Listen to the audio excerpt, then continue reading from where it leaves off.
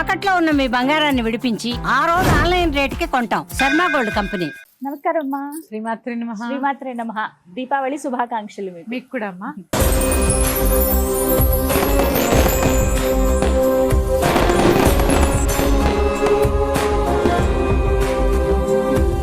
దీపావళి అనగానే ముందు గుర్తొచ్చేది దీపాలు పెట్టుకోవాలి, ఇల్లంతా చక్కగా పటాకులు అవి కాల్చాలి.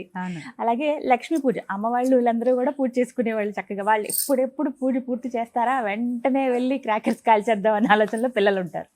అయితే అసలు ఆ రోజున ఉదయం నుంచి దీపావళి రోజు అమావాస్య, అందులోను ఆ రోజున ఏం చేయాలి, విధి విధానాలు, ఖచ్చితంగా ఈ పని చేసి తీరాల్సిందే దీపావళి రోజు అనేటువంటి ఏమైనా ఉన్నాయా తెలియచేయండి. సుమన్ టీవీ వీక్షిస్తున్న ప్రేక్షకులందరికీ కూడా శ్రీమాత్రే నమః. అందరికీ దీపావళి శుభాకాంక్షలు.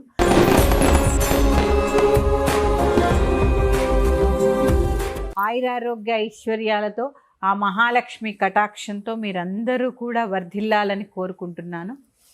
దీపావళి మీరు చెప్పారు, ఇప్పుడు దీపావళి దీపాల యొక్క వరుస దీపావళి అంటే.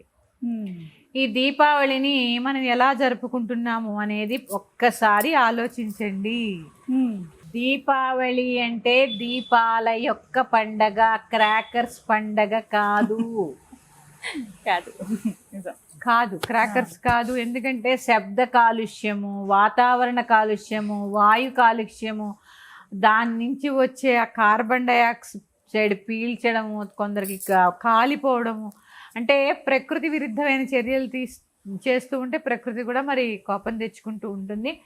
సాధ్యమైనంత వరకు క్రాకర్స్ కాల్చకుండా ఉండడానికి, పర్యావరణాన్ని రక్షించడానికి. ఎందుకంటే భగవంతుడు ఎక్కడో లేడు, ప్రకృతిలోనే ఉన్నాడని చెప్తూ ఉంటాను నేను. మరి అలాంటి ప్రకృతిని కాపాడుకోవాల్సిన అవసరం అందరి మీద ఉంది. కాబట్టి చక్కగా దీపాలు, ఈ దీపాల్లో కూడా నూనె దీపాలే వెలిగించండి, క్యాండిల్స్ వెలిగించవద్దు.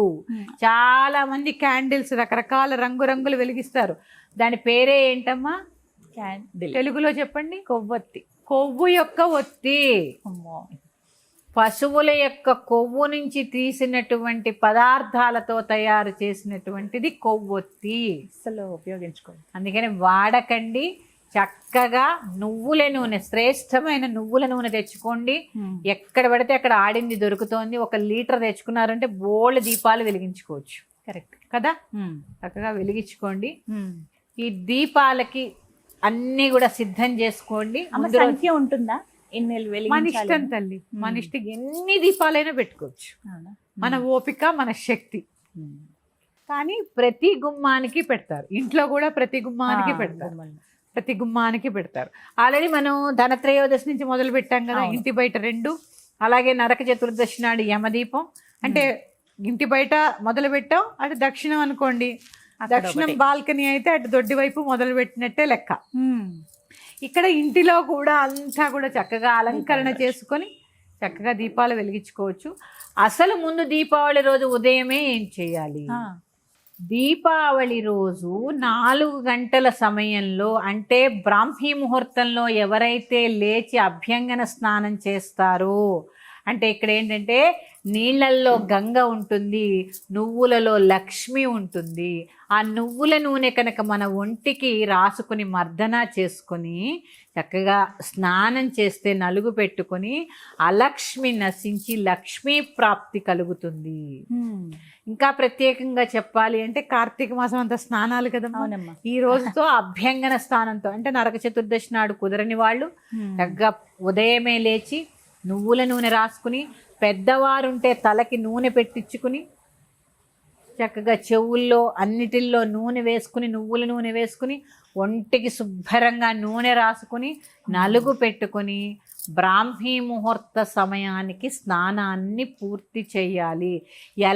ఎవరైతే ఈ బ్రాహ్మీ ముహూర్త సమయానికి స్నానం చేస్తారో వారికి లక్ష్మీ ప్రాప్తి కలుగుతుంది. అలాగే నదీ స్నానం చేసినటువంటి ఫలితం కలుగుతుంది. నదీ స్నానం చేస్తుంది. ఎందుకంటే మనం మామూలుగా స్నానం చేసేటప్పుడు కూడా గంగే యమునే చైవ గోదావరి సరస్వతి నర్మదే సింధు కావేరి జలేస్మిన్ సన్నిధం కురు అని చెప్పుకుంటూ ఉంటాం. అంటే ఇక్కడ ఏంటి, మామూలుగానే మనం చెయ్యబెట్టి మామూలు స్నానం చేసినప్పుడే చెప్పుకుంటాం. కానీ ప్రత్యేకంగా నీళ్ళల్లో ఆ రోజు గంగ వస్తుందట. అందుకని కుళాయిలో వచ్చే నీళ్ళైనా సరే గంగా ఆవాహన జరుగుతుంది కాబట్టి చక్కగా ప్రదోష కాలంలో నువ్వుల నూనె రాసుకొని నలుగు పెట్టుకొని ఏడుపులు పెడబొబ్బులు లేకుండా వాగ్వాదాలకు దిక్కుండా చక్కగా పండగ వాతావరణం అంటే ఎలా ఉండాలి, చాలా ఆహ్లాదంగా ఉండాలి. దీనికి మగవాళ్ళు కూడా సహకరించాలండి. ఆడవాళ్ళు ఒక్కళ్ళే కాదు, పాపం వాళ్ళకు ఉంటుంది, వీళ్ళు లేవాలిగా, పిల్లలు లేవాలి కదా. సంవత్సరంలో ఒక్కరోజు ఏం పర్వాలేదు, పొద్దున్నే లేచి చక్కగా అభ్యంగన స్నానం ఆచరించుకోండి. తర్వాత కొత్త బట్టలు, చిరగని బట్టలు, కొత్త బట్టలు అంటే ఏవో షాప్ నుంచి నేను చెప్పను, చిరుగులేని బట్టలని ధరించాలి దీపావళి నాడు. చిరుగులేని బట్టలు ధరించాలి. తర్వాత ఇక ఉదయం ఏముంటుందమ్మా, ప్రత్యేకంగా ఏం ఉండదు. దీపావళి పండుగ అంతా సాయంత్రమే కాబట్టి దానికి కావలసినటువంటి సామాన్లన్నీ ప్రమిదల నీళ్ళలో నానబెట్టుకోవడము, తీసుకోవడము, తుడిచిపెట్టుకోవడము, అలాగే సాయంత్రానికి ఒత్తులు రెడీ చేసుకోవడము, పలహారాలు రెడీ చేసుకోవడం, ఇవన్నీ ఉంటాయి కాబట్టి ఇవి చేసుకుంటూ చక్కగా సాయంత్రం సమయానికి నేను చెప్పాను ధనత్రయోదశి నాడు లక్ష్మీ పూజ చేసుకోండి అని. ఆ రోజు కుదరలేదు మీకు, ప్రత్యేకంగా దీపావళి నాడు ఏం చేస్తారు అంటే, మనం బియ్యం కొలుచుకునే సోల ఉంటుంది కదా, సోల అంటారు మా ప్రాంతంలో. ఇప్పుడంతా కూడా దీన్ని ఏమంటారమ్మా, కుబేర కుంచెం అని పెడుతూ ఉంటారు కదా, ఆ కొంచెం ఉంటుంది కదా. మనం పూర్వం మన ఇళ్లలో తవ్వలు అనేవారు. అలాంటిది మనం కొలుచుకునేది ఏదైతే ఉంటుందో దాని నిండా బియ్యం తీసుకోండి, దాన్ని ఒక పళ్ళెల్లో పెట్టుకోండి, దాని నిండా చిల్లర కాయిన్స్ వేయండి. చిల్లర మహాలక్ష్మి, అందుకే గలగల లక్ష్మి. ఎలా మీ దగ్గర లక్ష్మి గలగలాడుతుందా అంటారా? అవును. ఆ లక్ష్మి గలగలకి అర్థం ఈ కాయిన్స్ అన్నమాట. చక్కగా పెట్టుకొని మీ ఇంట్లో ఏదైతే బంగారం ఉంటుందో అవన్నీ పెట్టుకొని చక్కగా లక్ష్మీదేవికి షోడశ ఉపచారాలు చేసి, అష్టోత్తరం ఎలా చేస్తారంటే 108 కాయిన్స్తో అష్టోత్తరం చేయండి. అక్కడ పెట్టిన కాయిన్స్ అమ్మా, కాయిన్స్ కాకుండా నేను అక్కడ ప్లేట్ ఖాళీ లేకుండా ముందు కాయిన్స్ పరిచి దాని మీద ఇది పెట్టుకుంటాం కదా. తర్వాత 108 కాయిన్స్ తో లక్ష్మీ అష్టోత్తరం చేసుకొని ఏవో ఒక పదార్థాలు, మధురం అయితే అంటే స్వీట్ కంపల్సరీ నివేదన పెట్టాలి కాబట్టి పెట్టి, దీపాలు వెలిగించి దీపలక్ష్మికి కూడా పూజ చేసుకొని చక్కగా దీపాలకి కూడా నివేదన చేసి, ముందు దీపం ఎక్కడ పెట్టాలి, అందరూ వీధిలోకి వెళ్ళిపోతారు కాదు, ముందు దొడ్డి గుమ్మంలో పెట్టాలి. తులసీదేవి దగ్గర పెట్టాలి ఫస్ట్.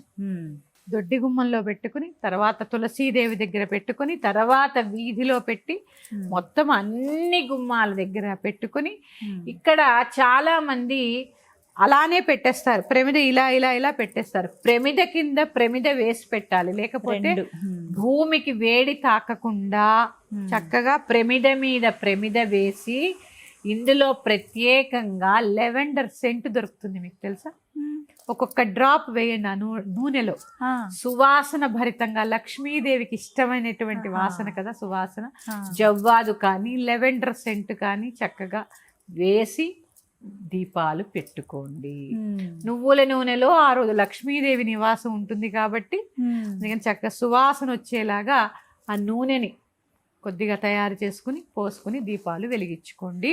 దీపాలు వెలిగించిన తర్వాత ఖచ్చితంగా వెలిగించక ముందే గంధము కుంకుమ పెట్టాలి. దీపం వెలిగించిన చోట ప్రతి చోట పుష్పాన్ని ఉంచాలి. అలాగే చక్కటి సాంబ్రాణి, ఇక్కడ వట్టి వేరు దొరుకుతుంది, మీకు తెలుసా? వట్టి వేరుని సన్నగా కత్తిరించుకొని కర్పూరంలో కలిపి, పచ్చ కర్పూరంలో కలిపి సాంబ్రాణి, గుగ్గిలము ఇవన్నీ కూడా ఇల్లంతా ధూపం వేయాలి. ఇంటిలో ఉండే అలక్ష్మి తొలగిపోతుంది. కేవలం అంటే ఇప్పుడు మాకు కోట్లు వస్తాయా? కాదు, ప్రశాంతత ఏర్పడుతుంది, అన్యోన్యమైన సంసారం ఉంటుంది, వాగ్వాదాలు తగ్గుతాయి. ఇంట్లో నెగిటివ్ ఎనర్జీ వెళ్ళిపోతే ఎలా ఉంటుందమ్మా? బాత్రూంలో కూడా వేయండి సాంబ్రాణి, చక్కగా వేసి ఆ తర్వాత ఒక్కటి మాత్రం గుర్తుపెట్టుకోండి, క్రాకర్స్ కాల్చే ప్రయత్నం చేయకండి. దీపావళి అంటే దీపాల యొక్క పండగ. బట్టలు వేసుకున్నప్పుడు కూడా దీపాల దగ్గర జాగ్రత్తగా ఉండండి. ఈ రోజు ఖచ్చితంగా కనకధారా స్తోత్రాన్ని చదవండి.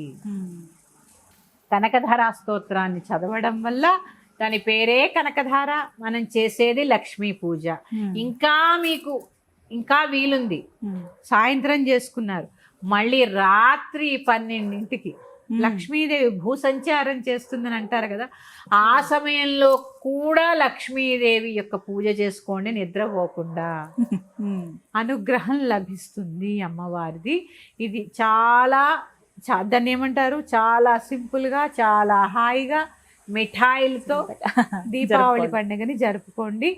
నేను చెప్పాను కదమ్మా, ఈ వట్టివేరు పచ్చకర్పూరం కలిపి ధూపంలో వేయడం వల్ల చక్కగా జ్యేష్ఠాదేవి ఇంటి నుంచి వెళ్ళిపోయి లక్ష్మి ఆవాహన జరుగుతుంది.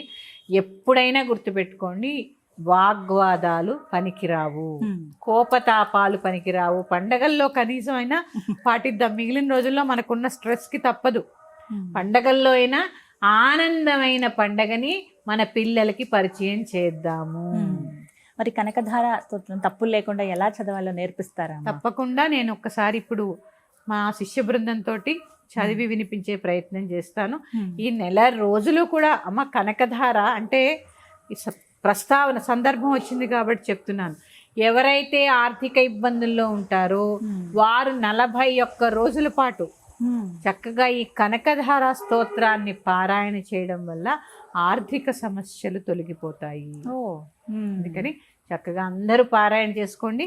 నేను మా శిష్యులతో కలిసి చదివి వినిపించే ప్రయత్నం చేస్తాను. సుమన్ టీవీ వీక్షిస్తున్న ప్రేక్షకులందరికీ శ్రీమాత్రే నమః.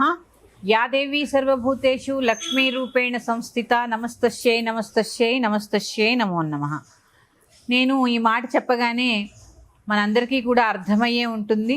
దీపావళి మహోత్సవంలో ఉన్నాం మనము. దీపావళి సందర్భంగా అందరము కూడా లక్ష్మీ పూజను చేసుకుంటాము. అలాగే నేను ఎప్పుడూ చెప్తూ ఉంటాను కనకధార గురించి, అది ఎలా చదవాలి ఉచ్చారణ దోషాలు లేకుండా అని ఒకసారి మీకు చదివి వినిపించే ప్రయత్నం చేస్తాను. దీన్ని మీరు ధనత్రయోదశి నుంచి మొదలుపెట్టి ప్రదోష కాలంలో విదియ వరకు, అంటే భగినీ హస్త భోజనం 5 రోజులు దీపావళి పండుగ. ఏ రోజు? త్రయోదశి, చతుర్దశి, అమావాస్య, పాడ్యమి, విదియ. ఈ 5 రోజులు కూడా చక్కగా ప్రదోష కాలంలో ఈ కనకధారా స్తోత్రాన్ని చదువుకునే ప్రయత్నం చేయండి. శ్రీమాత్రే నమః. అంగం హరేః పులకభూషణమాశ్రయంతి భృంగాంగనేవ ముకులాభరణం తమాలం అంగీకృతాఖిల విభూతిరపాంగలీలా మాంగళ్యదాస్తు మమ మంగళదేవతాయాః.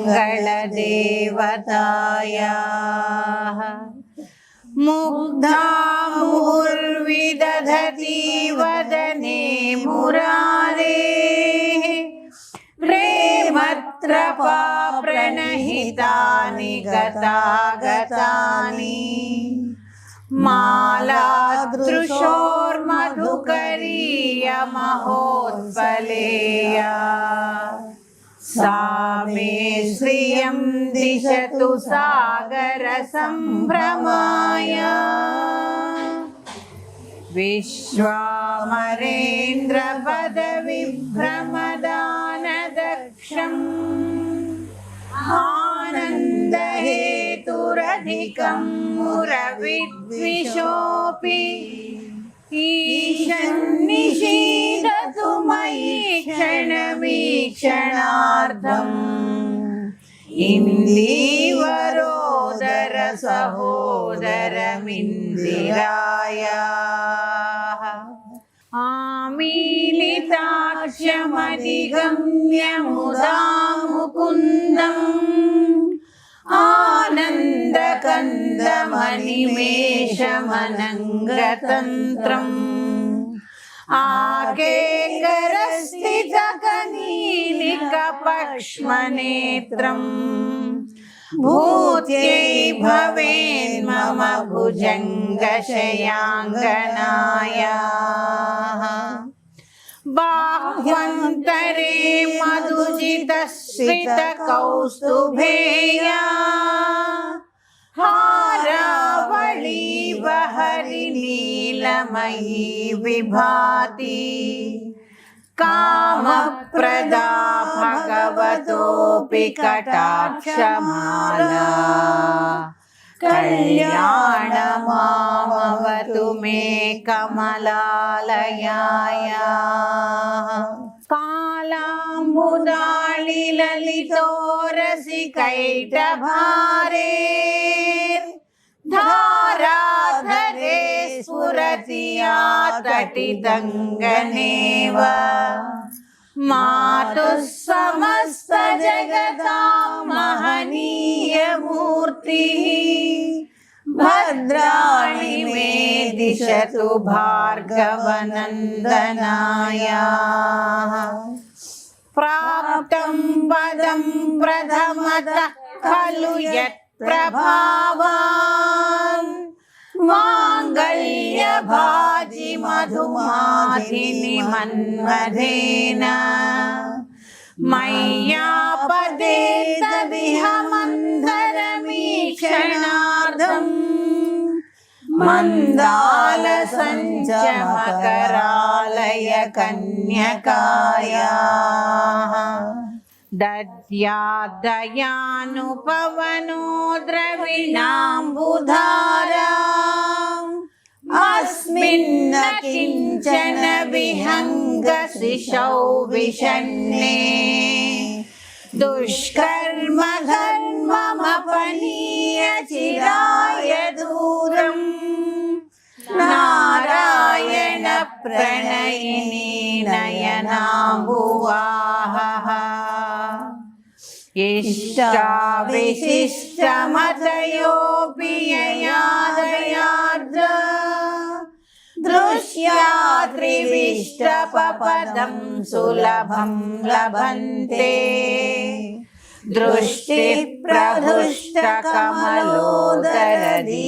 दृष्टिप्रहृष्टकमलोदरदीप्तिरिष्टां पुष्टिं कृषिष्ट मम पुष्करविष्कराय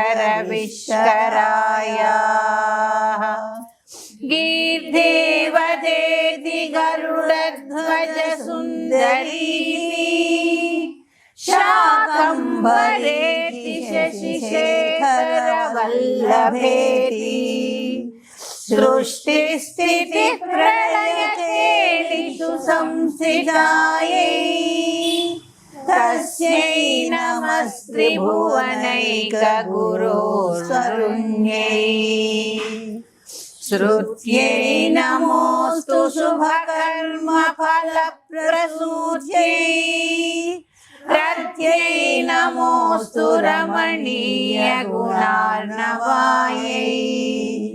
शक्त्यै नमोऽस्तु शतपत्रनिकेतनायै पुष्यै नमोऽस्तु पुरुषोत्तमवल्लभायै नमोऽस्तु नाळीकनिभाननायै नमोऽस्तु दुग्धोदधि जन्मभूम्यै नमोऽस्तु सोमामृतसोदरायै नमोऽस्तु नारायणवल्लभायै नमोऽस्तु हेमाम्बुजपीठिकायै नमोऽस्तु भूमण्डलनायकायै नमोऽस्तु देवादिदयापरायै नमोऽस्तु शार्ङ्गायुधवल्लभायै नमोऽस्तु देव्यै भृगुनन्दनायै नमोऽस्तु विष्णोरुरसिस्थितायै नमोऽस्तु लक्ष्म्यै कमलालयायै नमोऽस्तु दामोदरवल्लभायै नमोऽस्तु कान्त्यै कमलेक्षणायै नमोऽस्तु भूत्यै भुवनप्रसूत्यै नमोऽस्तु देवादिभिरर्चितायै नमोऽस्तु नन्दात्मज वल्लभायै सम्पत्कराणि सकलेन्द्रियनन्दनानि साम्राज्यदान विभवानि सरोरुहाक्षी त्वद्वन्दनानि दुरिताहरणोद्यतानि मामेव मातरनिशं कलयन्तु मान्ये यत्कटाक्षसमुपासनाविधिः सेवकस्य सकलार्थसम्पदः सन्तनोति वचनाङ्गमानसैः स्वामुरारिहृदयेश्वरी भजे सरसिजनये सरोजहस्ते धवलतमांशुकगन्धमाल्यशोभे भगवति हरिवल्लभे मनोज्ञे त्रिभुवनभूतकरि प्रसीद मह्यम् दिग्भस्तिभिः कनककुम्भमुखावसृष्टा सर्वाहिनी विमलचारुजलप्लुताङ्गीं प्रातर्नमामि जगतां जननीमशेषा लोकाधिनाथगृहिणीम् अमृताब्धिपुत्रीं कमले कमलाक्षवल्लभे त्वम् करुणापूरतरङ्गितैरपाङ्गैः अवलोकय मामकिञ्चनानां प्रथमं पात्रमकृत्रिमं दयायाः स्तुवन्ति ये स्तुतिभिरमुभिरन्वहम् त्रयीमयीं त्रिभुवनमातरं रमां गुणाधिका गुरुधर भाग्यभागिनो भवन्ति ते भुवि बुधभाविताशयाः సువర్ణధరా స్తోత్రం శంకరాచార్య నిర్మితం త్రిసంధ్యః పటే నిత్యం సకుబేర సమో భవేత్. చాలామంది కొన్ని రకరకాలైనటువంటి ఆర్థిక ఇబ్బందుల్లో ఉంటూ ఉంటాము. ఎల్లప్పుడూ కూడా అమ్మవారు సహాయ సహకారాలు, ఆవిడ కరుణా కటాక్షాలు మన మీద ఉండాలి ఎల్లప్పుడూ. అంటే చక్కగా 41 రోజుల పాటు ఈ ఒకటే సమయానికి ఈ కనకధరా స్తోత్రాన్ని పారాయణ చేసి అమ్మవారికి క్షీరాన్నాన్ని నివేదన చేయడం వల్ల ఆర్థిక ఇబ్బందులు తొలగుతాయి. తప్పకుండా ఆ మహాలక్ష్మి యొక్క కరుణా కటాక్షాలు మనకి లభిస్తాయి. ఇది నా సొంతగా నేను చెప్పడం లేదు. ఎందుకంటే కనకధార అంటేనే, కనకము అంటే బంగారము, ధార అంటే పోని వర్షం అనుకోండి, బంగారు వర్షం కురుస్తుంది. ఎలా చదవాలి? త్రికరణములు శుద్ధి చేసుకొని చదవండి. ఈ త్రికరణ శుద్ధిగా కనుక మీరు ఈ స్తోత్రాన్ని పారాయణ చేయడం వల్ల అద్భుతాలని చూస్తారు. మరి యొక్క స్తోత్రం నేర్చుకునే ప్రయత్నం చేద్దాం కార్తీక మాసంలో. శ్రీమాత్రే నమః. స్వస్తి.